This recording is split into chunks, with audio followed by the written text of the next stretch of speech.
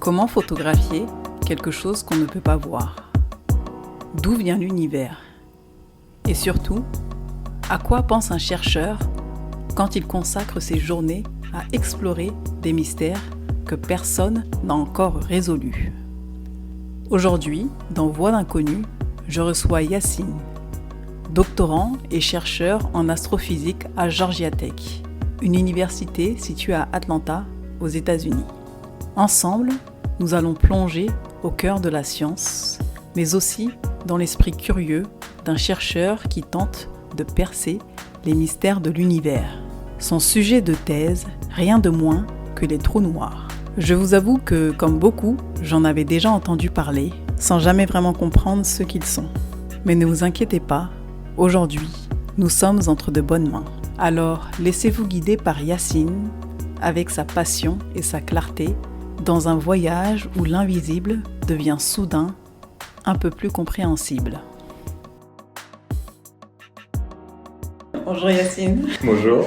Merci d'avoir accepté mon invitation. Merci à toi de m'avoir invité. Et comment tu te sens de venir parler de ton parcours et de tes recherches dans un podcast qui s'adresse avant tout à des personnes qui n'ont pas forcément un bagage scientifique? C'est un défi, mais c'est quelque chose que j'aime beaucoup faire quand je rencontre des nouvelles personnes, qu'on me demande qu'est-ce que je fais dans la vie, qu'on me demande comment j'en suis arrivé ici. Ça m'aide aussi parce que ça me permet de faire l'exercice de vulgariser, c'est-à-dire de réussir à faire comprendre, à pas juste balancer donc plein de termes techniques et bonne chance pour comprendre. Moi j'aime beaucoup quand je vois que la personne en face comprend. Okay. Et donc du coup j'essaye toujours un peu de trouver des façons d'imager les choses. Et ça m'aide aussi moi-même dans ma compréhension, donc très content d'être ici. Je pense que tu es au bon endroit. Du coup, on va commencer par une question que tout le monde se pose. C'est quoi un trou noir?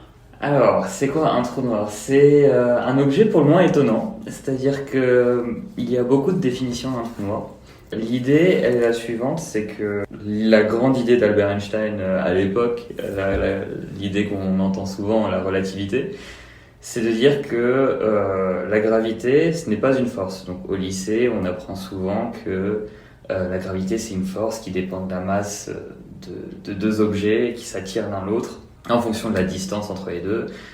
C'est ce que Newton avait postulé et c'est ce que Einstein a démonté. C'est-à-dire que pour lui, la gravité, c'est un effet, une conséquence du fait que l'espace lui-même agit comme une sorte de couverture qui se tord, qui suit un peu les courbes des objets massifs qui sont présents dans l'espace. Il faut imaginer que l'espace, si je vulgarise bien, je prends une couverture tendue, et j'imagine que la Terre c'est une boule de pétanque. Et je lâche la boule sur la couverture. Que va faire la couverture? Elle va suivre la courbe de la Terre, donc de la boule de pétanque. Si on va suffisamment loin, elle va redevenir plate. Eh bien, la gravité, c'est le fait d'être dans la zone d'influence de la boule de pétanque, c'est le fait d'être dans la zone qui est courbée. C'est-à-dire que si je lâche une bille pas trop loin de cette boule de pétanque, que va faire la bille? Elle va aller vers la boule, parce qu'elle va glisser le long de cette courbure qui a pour centre justement la Terre. Et donc, c'est la façon dont Einstein voyait la gravité. Et il va encore plus loin dans son idée, c'est qu'il dit que il n'y a pas seulement l'espace qui s'adapte de cette manière, il y a aussi le temps. C'est-à-dire que le temps et l'espace sont un tout, pour engraver ça dans le marbre. Il postule que la vitesse de la lumière est la seule grande constante. C'est-à-dire que si la lumière est dans le vide, quelles que soient les conditions, elle va toujours à la même vitesse, la vitesse de la lumière. Et il part de ça pour dériver des lois plus ou moins complexes qui montrent en fait qu'au final, si je mets un objet qui a une certaine masse à proximité de moi, ça a un effet sur mon espace et ça a un effet sur mon temps. Et donc, par conséquent, le temps n'est pas absolu. Le temps est différent pour chaque personne en fonction de où il se trouve. Et donc, comment est-ce qu'on connecte ça au trou noir, tu me diras? Eh bien, reprenons cette image de couverture. Et cette fois-ci, je vais te dire, je vais pas prendre une boule de pétanque, je vais prendre une aiguille. Et je vais prendre cette aiguille, je vais appuyer en un point de la couverture et je vais appuyer extrêmement fort. À tel point que l'aiguille va s'enfoncer de manière infinie. Elle va pas déchirer parce qu'on peut pas déchirer l'espace-temps en soi. Donc imaginons que la couverture est incassable, mais je continue à appuyer quoi qu'il arrive. Et je vais avoir une sorte de siphon de trou. C'est ça ce qu'on appelle un trou noir, c'est une région de l'espace où on a cette divergence, ce siphon là, Et essentiellement, plus le siphon est profond, plus il faut de la vitesse pour s'échapper. On dit qu'on a un trou noir à partir du moment où on a un objet suffisamment massif pour que la cuve, le siphon qu'il crée, nécessite plus que la vitesse de la lumière pour s'échapper. Donc autrement dit, si tu tombes dedans, étant donné que la vitesse de la lumière est absolue et que c'est l'objet, entre guillemets, le plus rapide de l'univers, si tu tombes dedans, tu n'as aucun espoir d'en sortir. Et c'est pour ça qu'on appelle ça un trou noir. C'est-à-dire que tout ce qui tombe dedans ne sortira jamais. Et donc, on ne verra jamais ce qu'il y a à l'intérieur, donc on verra essentiellement une région totalement noire, totalement dénuée de lumière. Si tu devais comparer un trou noir à quelque chose de notre vie quotidienne, tu aurais un exemple ? Oui, alors on voit souvent d'ailleurs des scientifiques faire cette parallèle. Je l'aime beaucoup parce qu'elle est très parlante, mais bien que pas tout à fait correcte. S'il y a des astrophysiciens qui nous écoutent, ne vous énervez pas contre moi. Mais il y a souvent des physiciens qui font l'expérience de remplir une cuve d'eau et puis d'ouvrir un bouchon qui était au fond, et on voit un vortex qui s'étend et qui fait justement cette forme de siphon. Et donc cette vision-là, ce serait une vision 2D d'un trou noir. Un trou noir, il faut imaginer que ce soit ça dans toutes les directions. C'est dur à visualiser. Un objet de tous les jours, je dirais voilà, l'eau qui s'écoule quand on ouvre la baignoire après un bain. On a quelque chose où l'eau disparaît et ne réapparaît jamais. Et on peut imaginer ça comme plus ou moins un trou noir. On a beaucoup parlé de la première photo d'un trou noir en 2019. Comment peut-on photographier quelque chose qu'on ne peut pas voir ? Comment est-ce possible ? Eh bien, c'est une question à laquelle une grande collaboration de chercheurs a quand même passé plus de 20 années à essayer de résoudre. L'idée est la suivante, c'est qu'on ne peut pas voir le trou noir en lui-même, mais ce trou noir-là, comme je le disais avant, donc il faut imaginer que c'est un siphon qui est très profond, donc qui attire, entre guillemets, la matière qui est aux alentours. Cette matière, quand elle tombe, elle accélère. C'est-à-dire qu'elle va tourner en spirale, un peu comme l'eau qui disparaît dans le siphon de la baignoire, pour reprendre cette allégorie. La matière va accélérer, et elle va atteindre des vitesses absolument démentielles.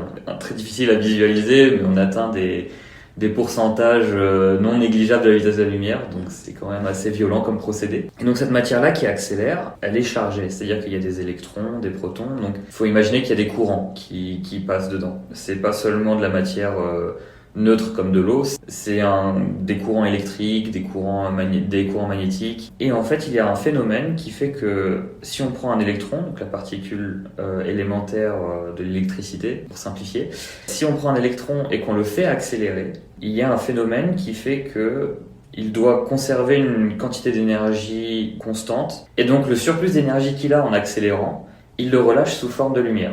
Donc il va commencer à briller dans certaines fréquences, comme le spectre qu'on a vu au lycée, donc le visible, les UV, les rayons X, etc.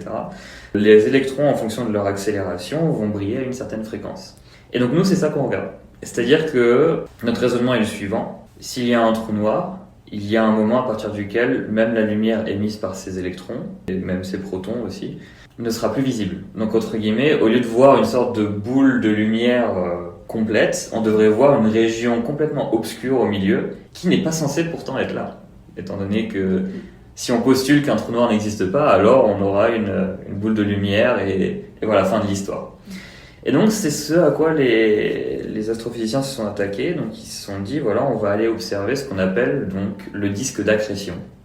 Donc c'est la matière qui est en train de tomber dans le trou noir et qui émet de la lumière avant de disparaître à jamais. Il y a un petit effet poétique, on va dire, on observe quelque chose qui disparaît à jamais de notre monde, ou du moins d'après nos théories actuelles, parce que encore aujourd'hui, il y a beaucoup de choses qu'on ne sait pas sur les trous noirs, et qu'on postule vraies, mais qu'il faut encore qu'on vérifie. Oui, on va observer cette matière-là dans ces derniers instants, avant qu'elle disparaisse. En fonction de la zone d'ombre qu'on observe, on peut déterminer beaucoup de choses, comme la masse du trou noir, est-ce qu'il tourne ou non, est-ce qu'il est incliné? Il y a beaucoup de paramètres qu'on peut inférer à partir de ces observations. En quoi les recherches que tu fais actuellement vont plus loin que ce qu'on a déjà vu dans l'image du trou noir?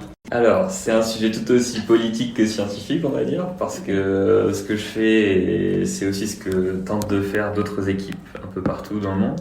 L'idée est la suivante, on a obtenu une image de trou noir à l'époque, qui est certes très intéressante à analyser et qui jusqu'à aujourd'hui est encore utilisée pour essayer de déterminer des nouvelles choses dans le domaine.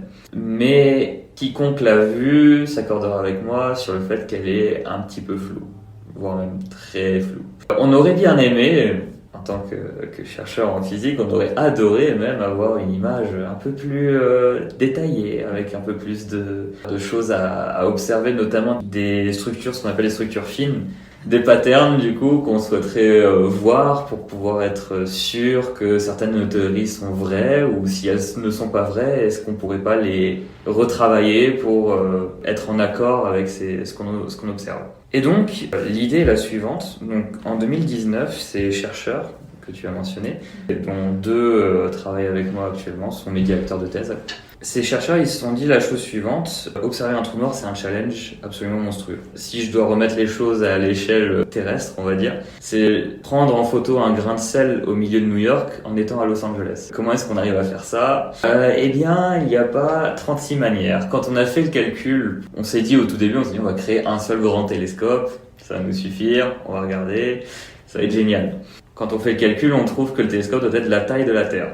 Wow. Donc bon, tu seras d'accord avec moi, quand on lève les yeux au ciel, on ne voit pas une énorme chose qui obstrue notre vision, donc on n'a pas fait ça. Tu me diras donc comment est-ce qu'on a fait ça? Eh bien, on s'est dit la chose suivante, on s'est dit, voilà, on sait à peu près à quoi ressemble un trou noir. Donc on n'a pas forcément besoin de l'image en entier. On a besoin simplement de quelques bouts d'image, et ensuite on va utiliser notre connaissance physique pour reconstruire l'image autour de ces bouts. C'est comme si je te disais que j'avais un appareil photo qui zoome énormément, que je peux bouger comme je veux, et donc je souhaite te prendre en photo. Ça va me prendre énormément de temps d'essayer et beaucoup d'efforts d'ailleurs, d'essayer d'obtenir toutes les parties du visage. Mais ce que je peux faire, c'est par exemple prendre ton œil, ton nez, une partie de ta bouche, quelques contours, et ensuite je sais à quoi ressemble un visage humain. Donc avec ce peu d'informations-là, je peux reconstituer quelque chose qui du moins est très sûrement très semblable à ton visage. Et donc c'est un peu ce qu'ils ont fait, ils ont mis des télescopes un peu partout sur Terre. Ils en ont mis au Mexique, au Chili, à Hawaï, pôle Nord, pôle Sud, en France, il y en a, en Espagne. Pour que je me rende bien compte, la taille du télescope, ça représente quoi à peu près? Alors ce sont des interféromètres, donc c'est un peu compliqué à expliquer, mais c'est entre 2 et 10 télescopes de 4 mètres de diamètre. Et donc chaque site a entre 2 et 10 télescopes à chaque fois. Et donc ils ont mis ces télescopes partout sur Terre. Bien entendu, la Terre tourne sur elle-même, tourne autour du Soleil. Donc ces télescopes ont indirectement fait ce petit mouvement que je montre avec mes mains. Donc ceux qui nous écoutent, voilà, j'étais juste en train de faire des gestes comme d'habitude quand je parle. Donc ces télescopes, ils ont fait un peu ce balayage en fait au final. Et donc on a obtenu des points à partir desquels on a reproduit une image de trou noir, et c'est comme ça que c'est passé l'observation de 2019. Alors tu me diras, et donc moi dans tout ça, qu'est-ce que je fais? Eh bien, les points qu'on obtient, la résolution qu'on obtient finalement sur l'image finale, elle dépend de la distance entre les télescopes, la distance maximale entre les télescopes. Donc, comme je l'ai dit tout à l'heure, on a un télescope pôle Nord, on a un télescope au pôle Sud. On peut pas faire grand chose de mieux que ça. Alors on a mis les télescopes entre pour avoir quelques autres points, mais la résolution est fixée par ces deux télescopes-là. Et donc ma thèse, c'est essentiellement comment est-ce qu'on peut faire mieux. Et la réponse entre gros guillemets évidente qui vient à l'esprit, c'est de dire, eh bien, soit on ne peut pas faire mieux sur Terre, mais on a l'espace. Et donc, pourquoi pas envoyer quelques télescopes dans l'espace pour reproduire ce procédé avec une résolution qui est donc bien meilleure, parce que dans l'espace, les distances deviennent colossales. Et donc, ma thèse consiste justement à formaliser un peu ce que donnerait une mission de ce genre. Donc, j'ai 3 grands axes. Le premier étant qu'est-ce qu'on veut envoyer, comment on veut l'envoyer, quelles orbites on veut choisir, etc. Le deuxième axe, c'est comment est-ce qu'on reconstruit l'image, parce qu'en 2019, on a utilisé une méthode, mais entre-temps, on a eu plein de nouvelles technologies, du machine learning, de l'IA, des choses comme ça. Donc comment est-ce qu'on pourrait incorporer ça dans la reconstruction d'image? Et ensuite, la troisième partie, la plus intéressante, j'ai une image de bien meilleure qualité que je suis capable de simuler aujourd'hui, mais que plus tard, on espère, on aura sous la main. Qu'est-ce que je peux déduire de la physique à partir de cette image? Quels sont les modèles que je peux améliorer, retravailler, confirmer? Donc ces 3 grands axes sont, on va dire, 3 grands chapitres de ma thèse. Aujourd'hui, on est à la fin du chapitre 1 et on a pas mal attaqué le chapitre 2. Il reste le chapitre 3. Et donc pour l'instant, les missions, elles sont plutôt terrestres? Les missions sont toutes terrestres, c'est-à-dire qu'on n'a pas encore tenté le coup d'envoyer plusieurs télescopes en orbite, notamment parce qu'il y a des grands défis technologiques. Celui auquel je pense instantanément, c'est comment récupérer les données. C'est-à-dire que tu as des données qui sont en orbite et tu dois les télécharger.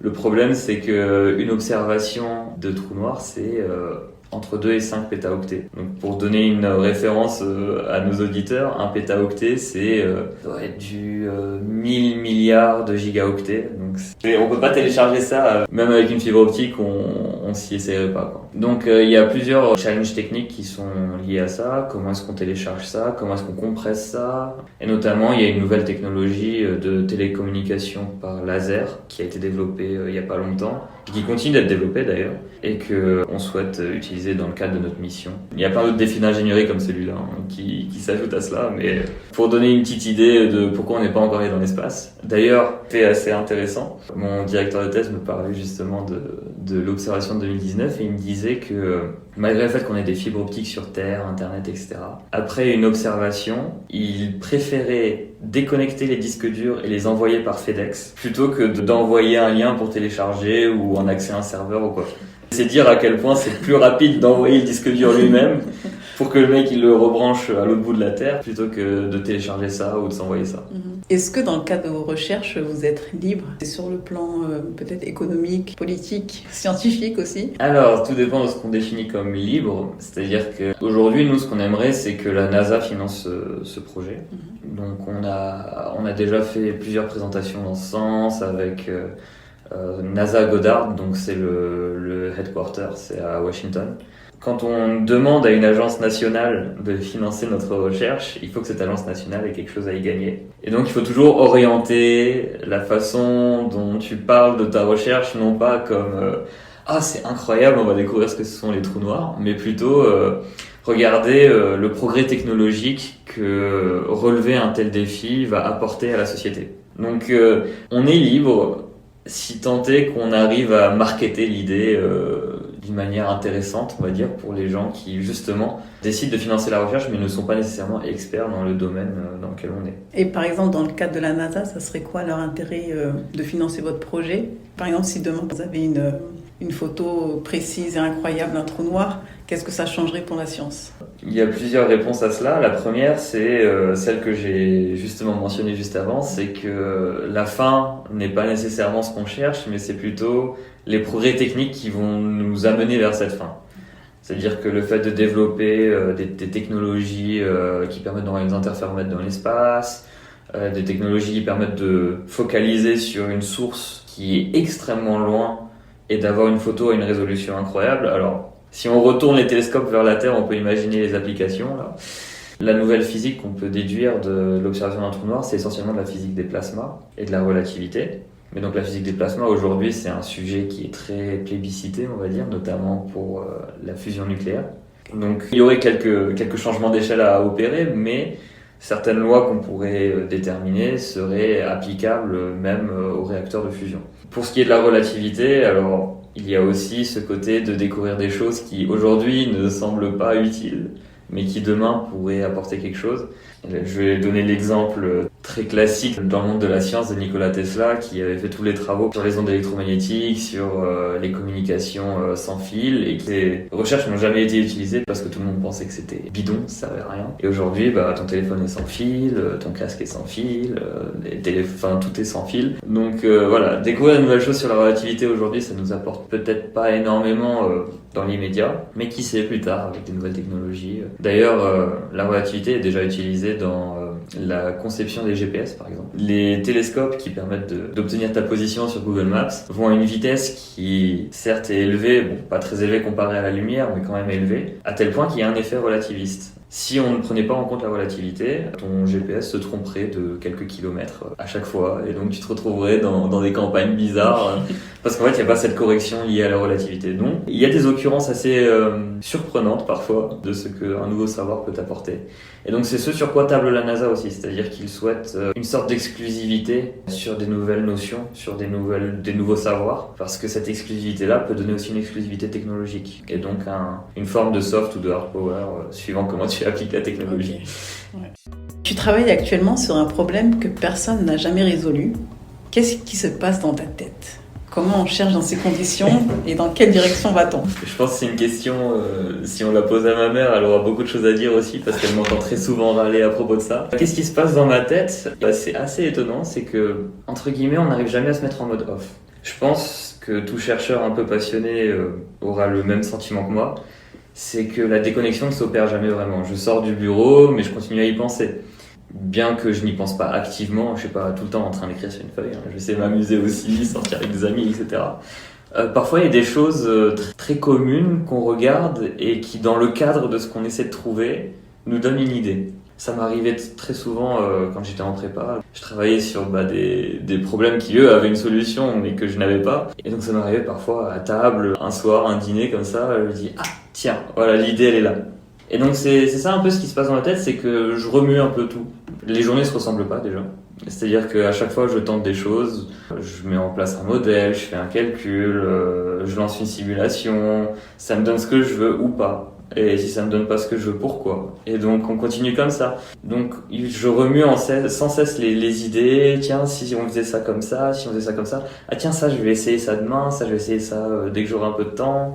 Cette idée-là a plus de chances de fonctionner, cette idée-là a moins de chances de fonctionner. Enfin, il y a beaucoup de remue-ménage, on va dire, dans ma tête. Le côté d'essayer de résoudre une question à laquelle on n'a pas répondu, c'est finalement pas l'essentiel, dans le sens où, on va dire, le fait qu'on n'y ait pas répondu, c'est un détail au final. Je sais qu'il y a des gens que ça décourage de se dire, il va falloir travailler énormément pour essayer de trouver une solution qu'on va peut-être même jamais trouver au final. Pour moi, je trouve que c'est un challenge, c'est marrant, c'est de se dire, voilà, je suis en train de penser à quelque chose que, bon, d'autres personnes aussi y pensent, hein, forcément, je suis pas le seul à le faire.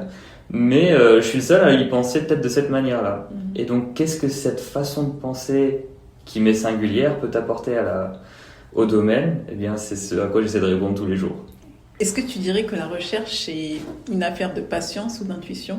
Patience et intuition, oui. Alors, il y a de la patience, définitivement de la patience, parce qu'il y a des jours où il y a un peu plus de succès d'autres, hein. Il y a des jours où tu viens au bureau, tu tentes 1 milliard de choses, il y a rien qui marche, tu rentres chez toi, il y a quelque chose qui se passe, et du coup tu dis c'est pas ma journée, c'est bon, je veux aller dormir et je veux qu'on soit demain. Et il y a des jours où tu tentes plein de choses et ça marche très bien. Donc en fait, il y a beaucoup de patience, effectivement. De l'intuition, il y en a un peu, dans le sens où l'intuition, ça aide toujours à se placer sur le bon rail au bon moment, mais avoir trop d'intuition, c'est aussi une façon de se renfermer. C'est-à-dire que si je me dis, voilà, ce problème-là ressemble à quelque chose que j'ai déjà résolu auparavant, et donc mon intuition me dit que c'est forcément ça la solution, je vais forcer pour essayer d'avoir une solution de ce type, parce que je me dis, mon intuition me dit ça, et en fait, la solution, c'est pas du tout ça. Parfois, des tout petits détails font que ton intuition est totalement fausse. Enfin, il faut utiliser cette intuition pour donner une première approximation, voir si ça marche ou pas. Mais il faut pas se limiter à ton intuition. Faut explorer, il faut s'amuser, il faut partir dans tous les sens. Parfois même des trucs qui paraissent absurdes peuvent parfois donner une solution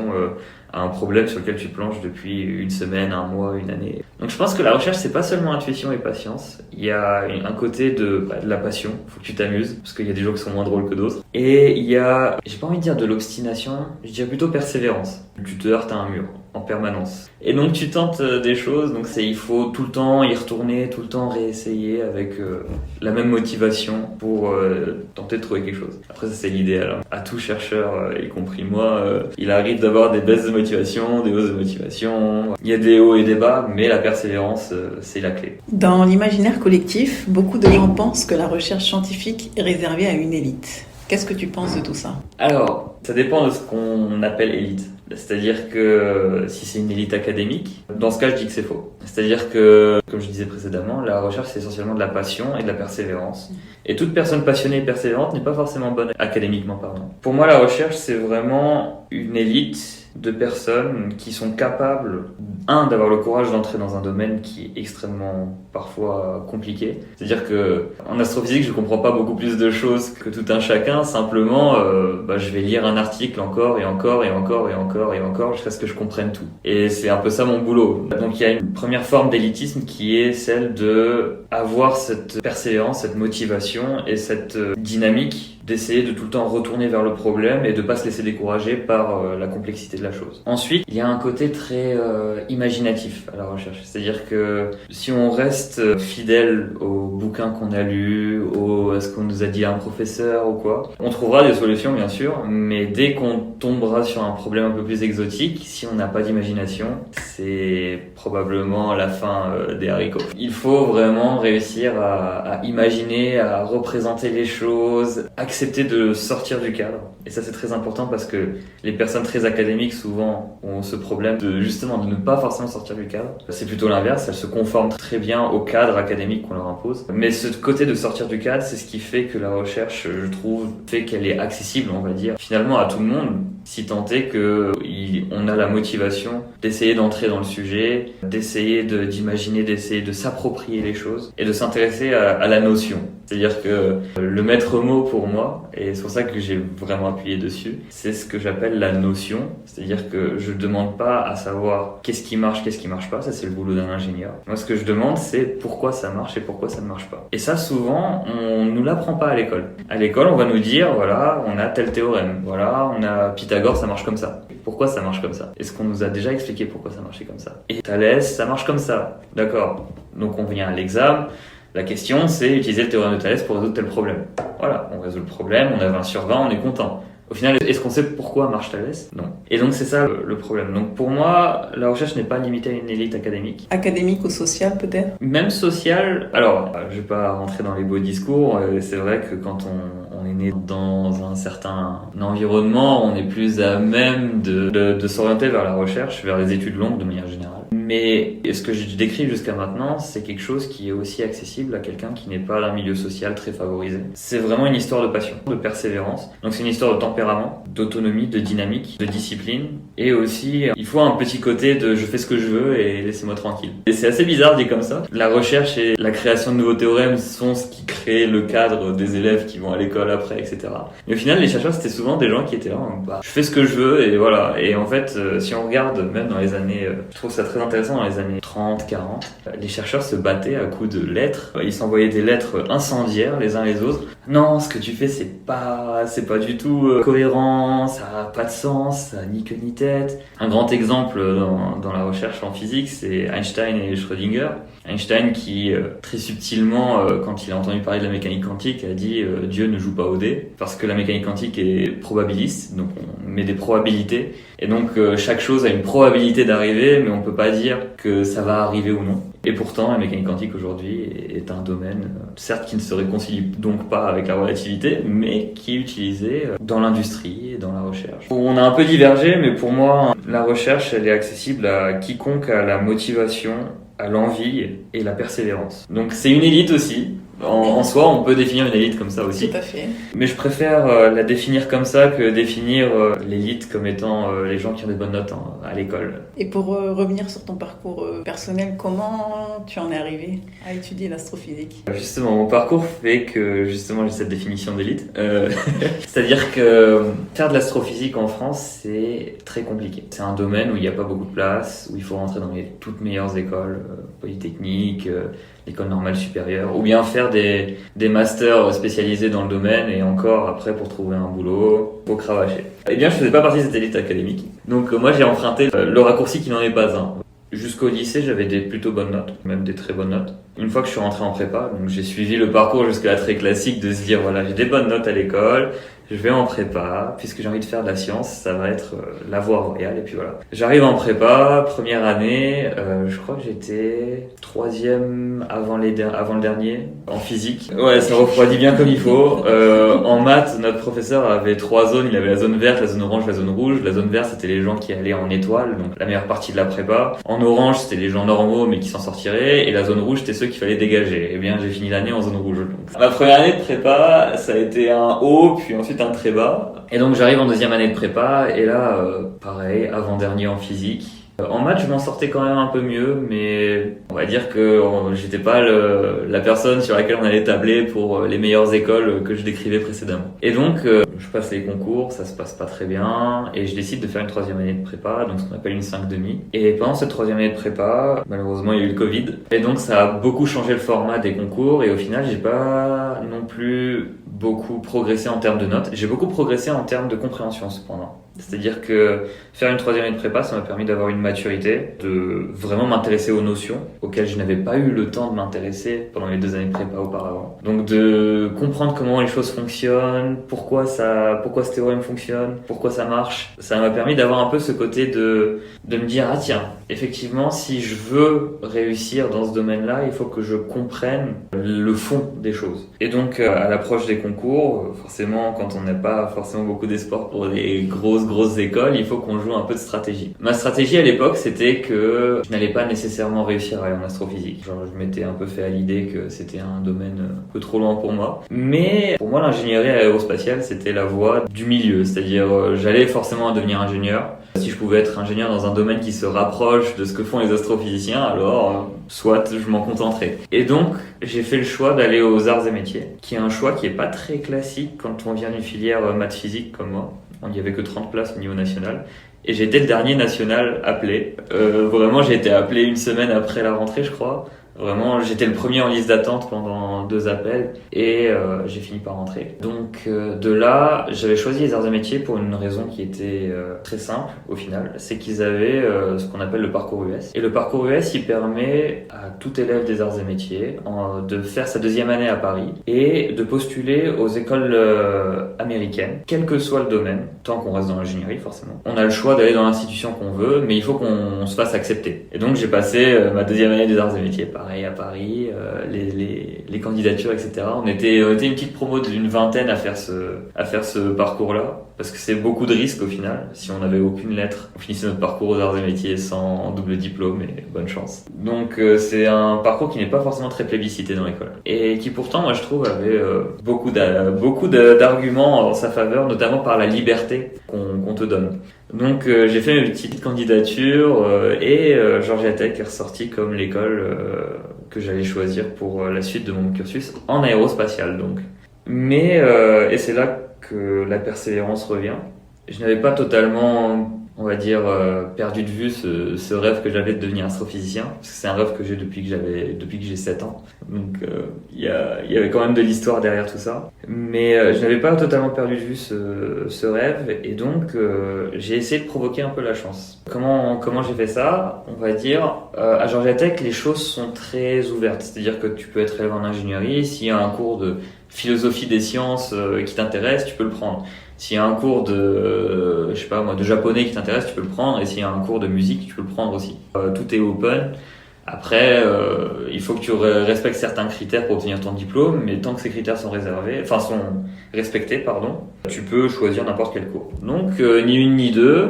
Mon 2e semestre à Georgia Tech, je vois dans la liste des cours offerts relativité générale. Et je me dis, bon, ça va être un morceau qu'il va falloir avaler, quoi. Mais c'est quelque chose que j'ai toujours voulu faire. Je vais prendre le cours. Voilà, je vais voir un peu comment ça se passe. Donc je décide de prendre le cours. Le cours s'avère très mathématique. J'avais un très bon ami à moi qui était dans le cours avec moi, qui lui aussi faisait de l'aérospatiale, mais lui venait de Polytechnique. Et on s'est amusé. C'est-à-dire que les problèmes étaient très mathématiques, mais il fallait beaucoup de persévérance pour faire les devoirs maison, etc., que demandait le professeur. Mais j'ai beaucoup apprécié l'expérience, donc ça m'a un peu conforté dans le fait que finalement ma place était peut-être plutôt dans la recherche en physique, ou du moins dans la physique de manière générale, que dans l'ingénierie. Parce que je détestais pas nécessairement ce que je faisais en ingénierie, mais je trouvais ça trop...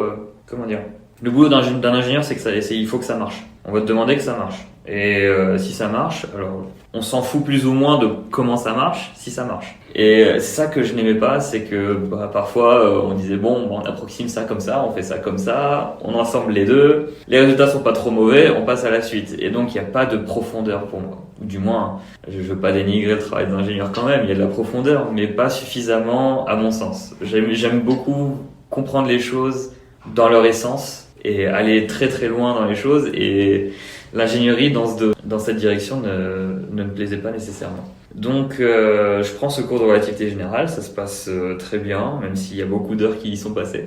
À la fin du semestre, je vais voir le professeur et je lui dis écoutez, j'ai beaucoup apprécié votre cours, et j'aimerais bien faire un projet pendant l'été avec vous, un projet même pas pour des crédits ou pour de l'argent ou quoi que ce soit, c'est juste un projet comme ça sur mon temps libre. Le professeur accepte. Mais il me dit, voilà, je serai en Californie, on sera à distance, donc tu vas être très autonome, je vais te donner une problématique, essaie de la résoudre, et on va en parler pendant quelques réunions, mais voilà, tu seras un peu voué à toi-même. Je prends le projet avec grand plaisir.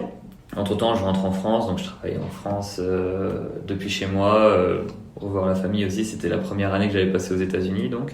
Et donc à mon retour de France, donc il y a beaucoup de choses qui se sont entremêlées. C'était un peu mon dernier semestre à Georgia Tech si je devais finir l'aérospace. Donc j'avais un peu en vue des candidatures dans des entreprises, tu vois, donc un peu essayer de planifier le futur.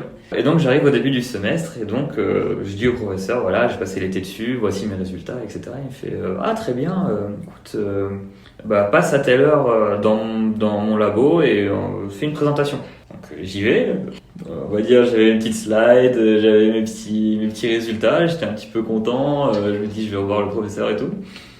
Et donc je fais ma petite présentation comme ça et entre dans la salle la directrice du département de physique qui est maintenant ma directrice de thèse. Et donc à l'époque moi, je savais pas d'une part que c'était la directrice du département de physique et d'autre part que c'était la femme de ce professeur-là. Donc j'étais en plein milieu d'une présentation et je vois cette personne rentrer qui pourtant est très connue, etc. Donc bon, il y a un peu un moment déstabilisant on va dire. Mais donc je continue ma présentation, etc. À la fin de la présentation, le professeur me dit qu'il est très content. Il me donne quelques axes pour continuer si j'ai envie. Puis ensuite il me dit voilà écoute, on a une proposition à te faire ici. On cherche quelqu'un qui a de la connaissance un peu en mécanique orbitale, donc parce que justement les télescopes en orbite, etc. Et qui a aussi une envie de faire une thèse en astrophysique. Et il se trouve que si tu l'acceptes, tu serais le candidat idéal, donc voilà, on te propose cette offre. Ce à quoi donc ma directrice de thèse rajoute une présentation complète de son labo, ce qu'elle avait en tête, c'était tout un tableau, bref, c'était 1 heure de discussion.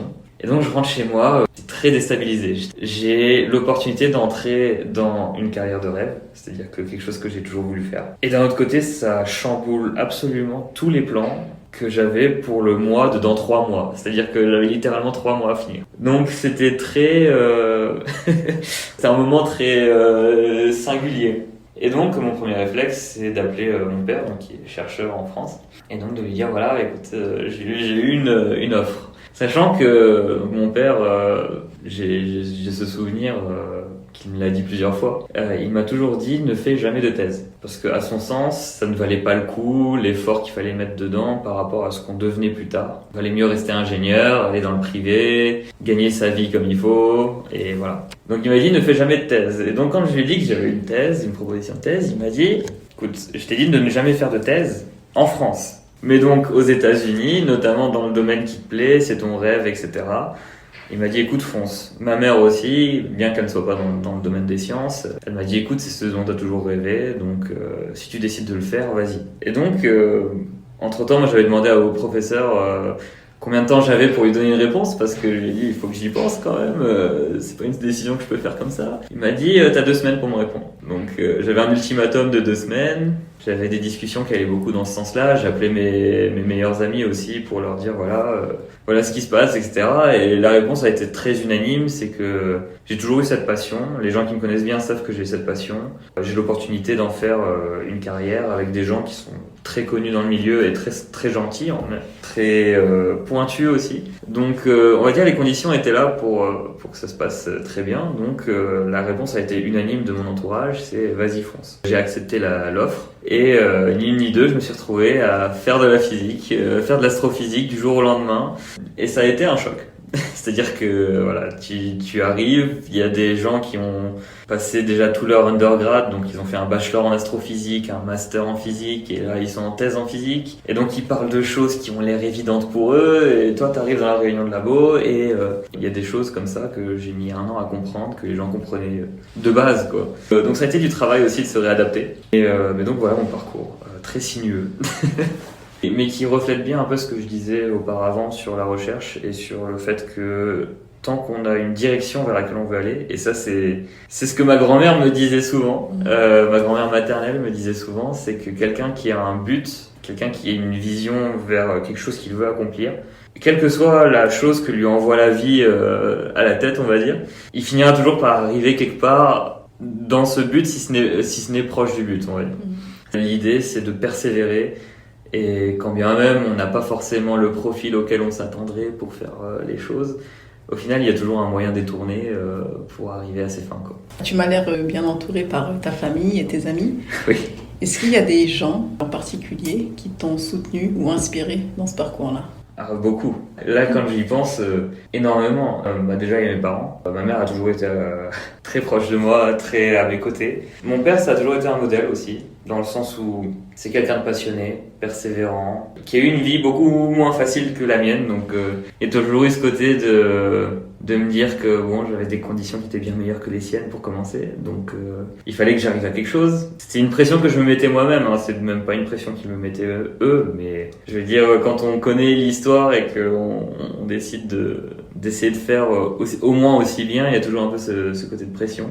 Donc mes parents, c'est un soutien, je pense, il n'y a pas eu d'équivalent. Après, il y a des amis d'enfance. J'ai un groupe d'amis d'enfance, ça se compte sur les doigts d'une main, mais avec qui j'ai grandi. On s'est rencontrés quand on avait 6 ans. Jusqu'à aujourd'hui, en fait, on est en contact. D'ailleurs, 2 d'entre eux vivent à Boston, donc ça m'arrive d'aller les voir. Mais donc, eux aussi ont été un grand soutien, notamment dans les moments où ça allait pas forcément très bien.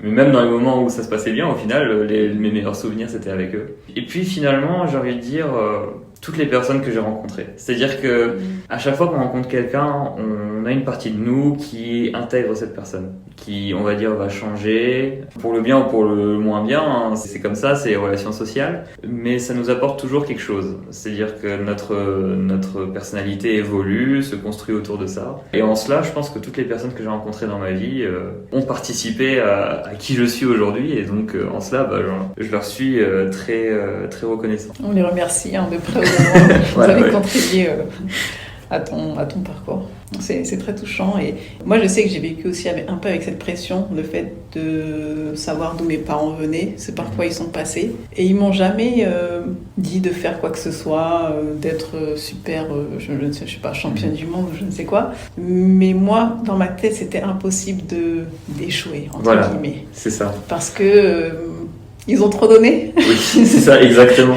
Ils ont trop donné, et je me voyais pas faire ma vie autrement. Je dis pas que je suis successwoman et que voilà, mais c'est ce truc-là où j'avais une pression de moi à moi en fait. Alors que eux, ils me disaient fais de ton mieux et puis on est fiers de toi et puis ça suffit. Mais moi, je dis non, je recommence et je lâche pas l'affaire.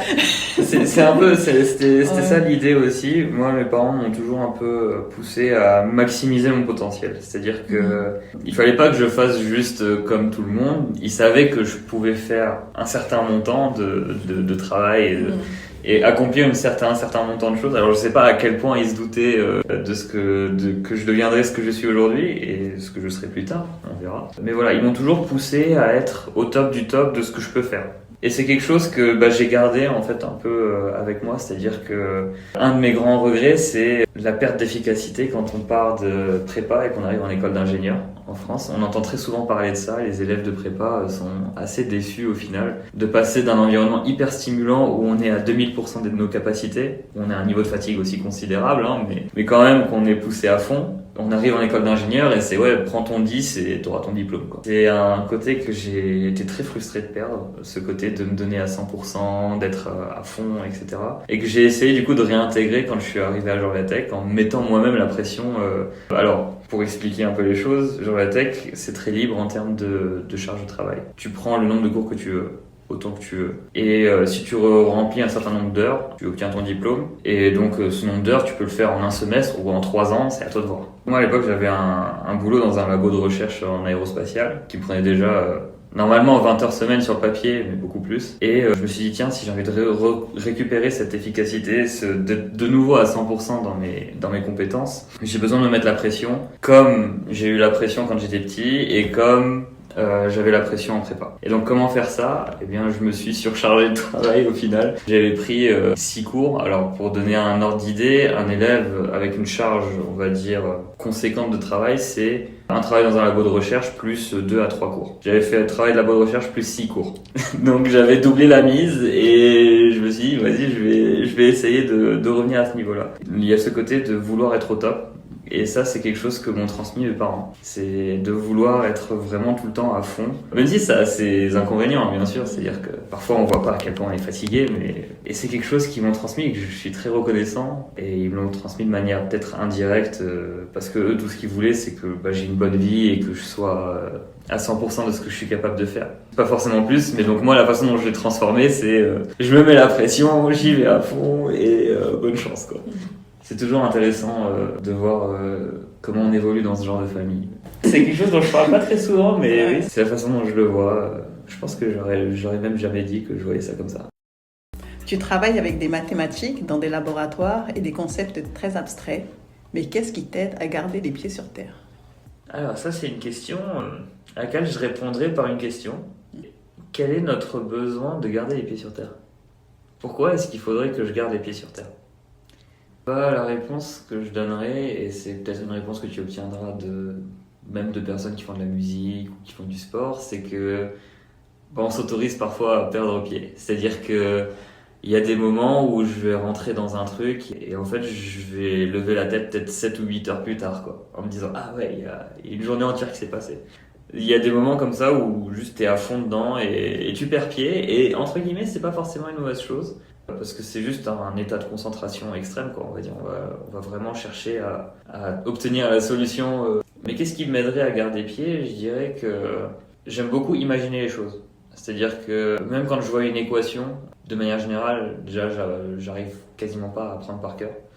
Donc quand je te dis que je vois une équation, en fait je vois surtout le phénomène lié à l'équation. Et en fait j'adore mettre un phénomène sur les chiffres ou les lettres qui constituent l'équation. Et donc, j'essaie tout le temps de me représenter les choses comme ça. C'est-à-dire que, tu vois, je bouge beaucoup les mains. Parce qu'en fait, moi, la façon dont je le comprends, c'est exactement cette vision-là. C'est le fait de me représenter la chose physiquement. Le fait de voir, par exemple, si je prends l'équation de Navier-Stokes, c'est une équation qui permet de prédire comment un fluide s'écoule, évolue. Moi, j'aime bien voir des vagues ou de l'eau qui coule quelque part. Mais je vais pas voir forcément, là si tu me demandes de l'écrire au tableau, je saurais pas le faire. Et donc je pense que c'est ce qui un peu m'aide à garder pied, c'est que si je commence à faire des choses où j'arrive pas à visualiser, en général, je m'arrête tout de suite parce que ça veut dire soit que je suis allé trop loin, ou soit ça veut dire que ça n'a pas forcément de sens. Et donc dans les deux cas, j'aime pas trop. Donc ça me fait redescendre. Il y a beaucoup de théories sur l'origine du monde et de l'univers. Certains parlent du Big Bang, d'autres y voient le fruit du hasard, et pour d'autres encore, c'est une création divine. Toi, en tant que chercheur en astrophysique, quel regard tu portes sur ces différentes visions? Je dirais que c'est une question piège. Dans quelle mesure? Dans la mesure où, en tant que scientifique, souvent tu regardes un peu tous les aspects en même temps. C'est-à-dire que ce que j'aime beaucoup sur les trous noirs, de manière générale, ce que j'ai toujours beaucoup aimé même quand j'étais petit, c'est le fait qu'on est à la limite de toute chose. Les lois physiques ne fonctionnent plus autour, le temps s'arrête, l'espace est genre complètement tordu, on ne sait pas ce qu'il y a dedans, c'est une singularité, donc tout part à l'infini, il n'y a rien qui peut prédire, quoi. Et donc quand tu arrives à des cas comme ça, souvent tu te prends un peu à philosopher. C'est-à-dire que au final, quand je sais qu'un trou noir c'est la taille de 1 milliard de fois la Terre et que c'est juste un énorme truc gargantuesque prêt à m'avaler, au final, qu'est-ce que c'est mon petit problème à côté, ou qu'est-ce que finalement ma vie à côté de ça, ou bref, notre existence de manière générale. Il y a beaucoup de philosophie dans les sciences, notamment quand tu vas à haut niveau, quand tu pousses très loin dans un domaine, tu te retrouves toujours à philosopher à un certain moment, et c'est d'ailleurs pour ça que je pense les grands mathématiciens, physiciens de l'histoire ont aussi toujours été des grands philosophes. Ce que je pense de l'origine de notre existence, c'est que on n'a pas assez d'informations encore. Et je pense qu'on n'en aura peut-être jamais assez. On trouvera toujours quelque chose de nouveau. Aujourd'hui, le Big Bang est privilégié, notamment parce qu'on a observé des choses qui nous tirent vers cette théorie. Bien que dernièrement, on est en train de remettre en cause ce postulat pour ce qu'on appelle le Big Crunch plutôt que le Big Bang. Le Big Crunch, c'est l'idée que le Big Bang n'est pas le début, mais juste un reboot. C'est-à-dire que, globalement, il faudrait imaginer que l'univers est comme un élastique, qu'il s'est étiré, Puis d'un coup, réaction élastique, on est arrivé au bout, donc l'élastique est revenu sur lui-même, donc l'univers s'est recomprimé jusqu'à un tout petit point, Big Bang, donc du coup il s'est redécontracté à cause de l'explosion de Big Bang. Et puis l'idée c'est que c'est arrivé peut-être 1, 2, 5 000, 10 000, 20 000, 100 000 fois, quoi. On ne sait pas trop. Mais donc c'est un peu le postulat qu'on a, et d'où vient ce postulat? C'est le fait que on voit l'univers ralentir. Quand on simule l'évolution de l'univers, l'expansion de l'univers ralentit. Et donc l'idée c'est qu'il y a trois grandes solutions. Soit l'univers va s'étendre tellement que, entre guillemets, il va se déchirer. Alors, qu'est-ce qu'on appelle se déchirer? C'est très complexe et il y a des gens très matheux qui essaient de mettre des équations dessus, mais voilà. L'autre scénario, c'est que ça se fige. C'est-à-dire que on va se ralentir, puis on va se figer, et puis tout va devenir froid. Et les étoiles vont s'éteindre une à une, et puis ça devient tout noir. Bon, bien sûr, ça va prendre quelques milliards d'années, mais...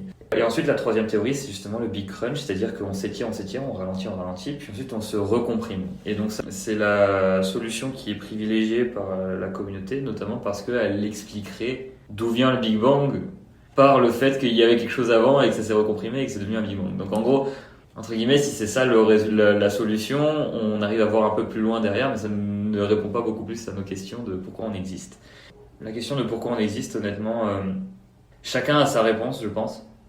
Elle dépend de beaucoup de choses, nos croyances, nos expériences, notre religion, notre cadre social. Et c'est vrai que ma recherche interfère un peu avec tout ça, dans le sens où finalement on est en train de regarder l'univers, donc on pense à certaines choses, on se dit tiens, et si peut-être ça c'était le fruit du hasard, ou bien le fruit d'une loi qu'on ne comprend pas encore, ou est-ce qu'on verrait pas les choses de la mauvaise manière aussi?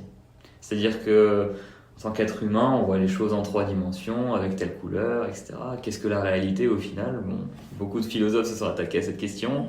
On n'a pas forcément de réponse. Et donc oui, je dis que c'est une question piège parce qu'il y a une infinité de réponses possibles. Je pourrais répondre beaucoup de choses différentes et toutes ces réponses seraient tout aussi cohérentes à mon sens vis-à-vis de ta question. Donc je pense que chaque personne qui nous écoute a une réponse différente à la question que je viens de poser. Donc moi, ma réponse, c'est qu'il y en a beaucoup. Il y a une infinité de solutions et qu'on n'a pas encore assez de connaissances pour éliminer cette infinité et en trouver une, si tant est qu'il n'en existe qu'une.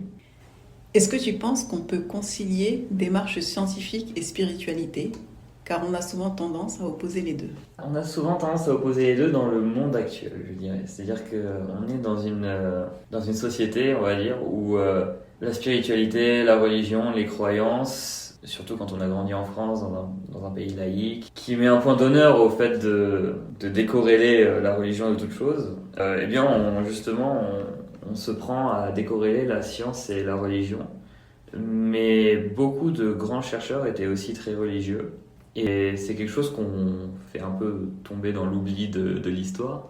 Mais c'était aussi des grands critiques de la religion aussi. C'est-à-dire qu'ils étaient religieux, ils étaient scientifiques, et parce qu'ils justement se posaient ces questions et y pensaient de manière presque quotidienne, ils finissaient par beaucoup critiquer la religion telle qu'on la voit quand on la simplifie trop. Pour moi, il y a beaucoup de moyens de concilier la spiritualité et la science, notamment quand on permet un flux d'informations de l'un à l'autre. C'est-à-dire que on va pas prendre la religion comme la base absolue de mes théories scientifiques, parce qu'au final, je vais aboutir à des théories scientifiques qui sont pas rigoureuses. À l'inverse, je vais pas utiliser la science pour démonter ma religion, parce que ça va apporter pas grand-chose, si ce n'est qu'au final, on n'a aucune explication. Donc l'idée, c'est qu'il faut réussir à permettre à ces deux blocs de notre conscience, de notre façon de penser, il faut autoriser ces blocs à communiquer entre eux. À dire tiens, voilà, dans tel phénomène, je vois telle chose qui peut être dite dans ma religion, ou peut-être à travers tel truc dans ma religion, je peux voir tel phénomène physique. Voilà, il y a plein de façons de le faire, et je pense que la religion, de toute façon, est quelque chose qui varie d'un individu à l'autre, encore une fois. Il y a des gens qui prennent ça très à cœur, il y a des gens qui prennent ça de manière avec plus de distance. Il y a des gens qui détestent ça, il y a des gens qui aiment ça. Ça dépend de l'expérience aussi.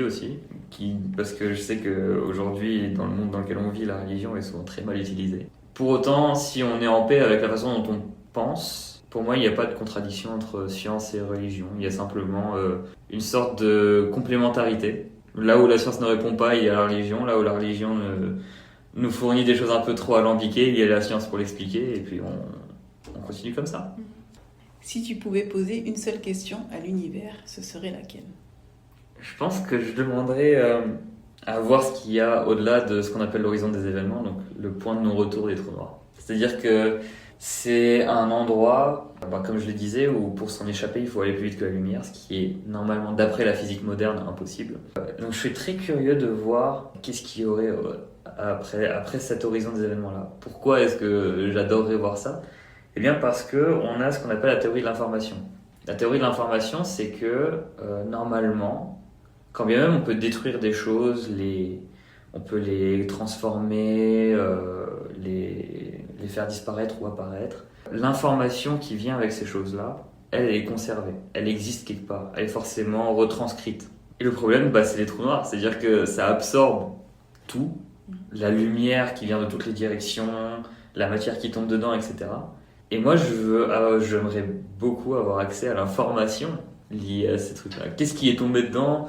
Pourquoi c'est tombé dedans? Comment c'est tombé dedans? Et d'ailleurs, il y a un peu, si on fait l'expérience de pensée en relativité de quelqu'un qui tomberait dans un trou noir, la dernière chose qu'il verrait, si les théories sont correctes, c'est l'entièreté de l'univers en une seule image.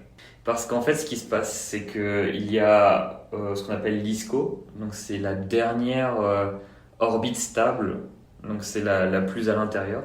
Et cette ISCO, toute la lumière qui arrive dessus tourne à l'infini dessus. Et donc il faut imaginer que ce trou noir a accumulé de la lumière pendant des millions et des millions d'années. Et donc toi, tu arrives et tu rentres dans ce faisceau de lumière. Qu'est-ce que tu vois? Eh bien, tu vois l'évolution de plein de choses en accéléré peut-être, ou en ralenti, on ne sait pas. D'un coup, il y a un flux d'informations énorme qui te tape dans la rétine, quoi, entre guillemets. Et ce serait incroyable. Moi, mon côté passionné dit que ce serait incroyable de voir ça. Après, je pense que beaucoup d'autres personnes auraient d'autres questions à poser à l'univers, en effet. Mais moi, j'aimerais beaucoup voir ce phénomène. Peut-être que l'univers t'écoute et te répondra. Peut-être un jour. On verra bien. Pour finir, je t'ai préparé une petite série de questions où tu dois y répondre le plus rapidement possible. D'accord. Allez, c'est parti. Allons-y. Si tu pouvais voyager dans l'espace, quelle serait ta première destination? Le trou noir au centre de notre galaxie, Sagittarius A étoile. Est-ce que tu crois qu'on finira par comprendre totalement l'univers ou bien qu'il restera toujours une part de mystère? Je ne peux pas répondre rapidement à cette question. En fait, je trouve que plus on en sait, plus on a accès à des savoirs plus complexes. La question, c'est est-ce que la complexité est infinie ou non? Et étant donné l'étendue, mais aussi la complexité avec laquelle les choses infiniment petites s'assemblent pour faire des choses infiniment grandes, je pense que la complexité de l'univers est très très très très grande, si ce n'est infinie. Donc je pense qu'il y aura toujours une part de mystère. On arrivera toujours à se heurter à des challenges nouveaux, et c'est d'ailleurs ça qui fait que c'est intéressant, parce que si on finit le jeu, à un moment, on se lasse du jeu, donc c'est dommage. Mais je vois la recherche comme une sorte de jeu qu'on finira jamais, mais dans lequel on évoluera tout le temps et qui sera toujours intéressant de participer. Si tu pouvais baptiser une mission spatiale, quel nom choisirais-tu? Justement, on avait ce problème-là. La mission que je suis en train de développer actuellement, je voulais l'appeler Sarah, parce que ma mère s'appelle Sarah. Finalement, on a dû se rabattre sur un nom un peu plus parlant au grand public, et donc le nom c'est Sprite. Sprite? Oui. D'accord. Il n'y a pas de raison particulière? En fait, c'est un acronyme pour tout ce qui se passe dans la mission. Donc, on a mis les trucs ensemble et on a essayé de trouver une façon de faire en sorte que ça donnait un... Donc, Sarah, ça marchait, mais bon. Okay. Les gens ont voté pour Sprite. Donc, ce sera Sprite. Science-fiction ou documentaire? Documentaire. Si tu devais résumer la recherche en un seul mot? Je pense qu'on l'a déjà fait, c'est persévérance pour moi. La France ou les États-Unis d'Amérique? Ouf. Je peux pas choisir entre les deux. Ouais. La France, il y a toutes les personnes que je connais, mon enfance, la culture à laquelle je me suis habitué, dans laquelle j'ai grandi et l'environnement dans lequel j'ai grandi. Les États-Unis, c'est la promesse de grands projets et d'aventures qui, jusqu'à aujourd'hui, ça fait 3 ans que je suis là, se sont toujours révélées passionnantes et palpitantes. Donc, si on pouvait avoir quelque chose au milieu, je dirais pas non. Mais voilà, chacun a ses choses. C'est pour ça que je suis très attaché aux deux. Science ou philosophie? Alors, j'adore la philosophie, mais j'ai une passion encore plus grande pour la science. Explorer ou transmettre? Ça va de pair, hein. Pour moi, explorer va de pair avec transmettre, parce que on n'explore jamais totalement un concept si on n'est pas capable de l'expliquer et donc de le transmettre. Et l'exploration, notamment dans des domaines comme la cosmologie, l'astrophysique, l'astronomie, c'est une sorte de transmission sans fin. C'est-à-dire que j'utilise des lois de la relativité qu'Einstein a postulées, donc qui nous a transmis au final. Moi-même, j'écris des articles qui vont être transmis à d'autres équipes qui vont, eux, bosser avec ces articles-là, et on continue comme ça.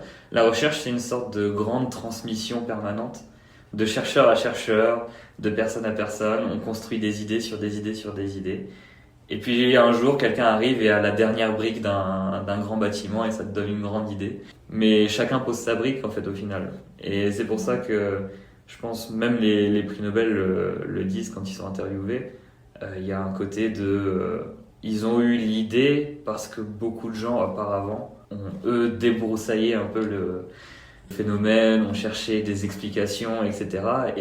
Et eux sont arrivés avec la dernière idée, celle qui, entre guillemets, clôt le problème et fait que on a une grande découverte. Mais donc, exploration et transmission, les deux sont indissociables pour moi. Merci beaucoup Yacine. Merci à toi. C'était très passionnant de t'écouter.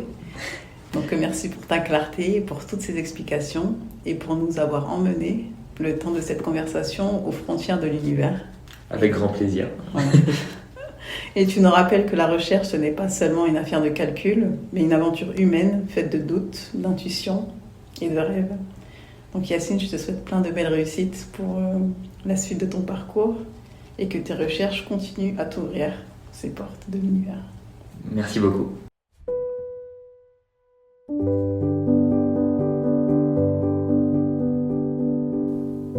Merci d'avoir écouté cette voix jusqu'au bout. Peut-être que cette conversation vous a fait réfléchir.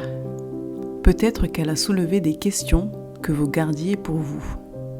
Ou peut-être qu'elle vous a simplement rappelé que chercher du sens est déjà une forme de réponse. Merci à Yacine pour sa confiance, sa sincérité et pour nous avoir ouvert les portes de son esprit entre science, doute et humanité. Si cette histoire vous a touché et si vous ressentez l'envie de partager la vôtre, je vous invite à m'écrire à l'adresse qui est disponible en description. Parce que beaucoup pensent que leur vie n'a rien de spécial et pourtant, derrière chaque voix, il y a une personne, et derrière chaque personne, il y a une histoire qui mérite d'être entendue. Je m'appelle Mariam, et tant qu'il y aura des voix à écouter, Voix d'inconnu continuera d'exister.